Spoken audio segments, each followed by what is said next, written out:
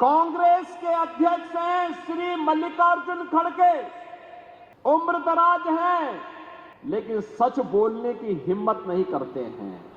बहनों और भाइयों, उसी सच्चाई से अवगत कराने के लिए मैं आया हूं। मल्लिकार्जुन खड़गे जी का गांव आज के कर्नाटक के बीदर जनपद में बारावती गांव है और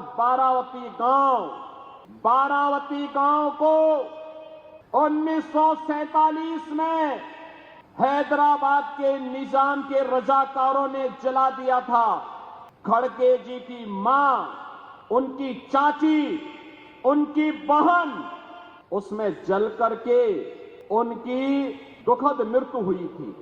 और जब मैं इसी के बारे में कहता हूं कि बटोगे तो कटोगे, तो खड़गे जी को बुरा लगने लगता है। खड़गे जी, सच्चाई को स्वीकार करिए, जनता जनार्दन के बारे में सच बताइए कि निजाम था कौन, ये निजाम था कौन और इसके रजाकार थे कौन, जिन्होंने निर्ममता पूर्वक हिंदुओं का कत्लेआम किया था। क्यों नहीं आप उस सच्चाई को जनता के सामने रखते हैं?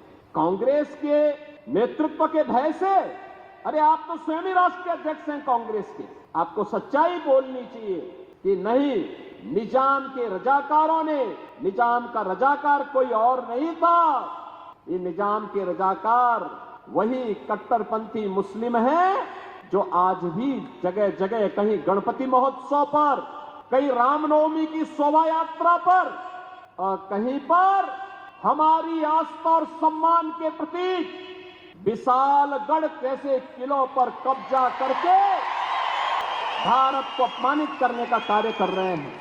और इसीलिए मैं आपसे कहने के लिए आया हूं कि बहनों और भाइयों, ये कांग्रेस के अंदर अंग्रेजों का ही जीन्स आया है और इसीलिए कह रहे हैं, बांटने की राजनीति कर रहे हैं। ये महाअघाड़ी गठबंधन बांटने की राजनीति कर रहा है।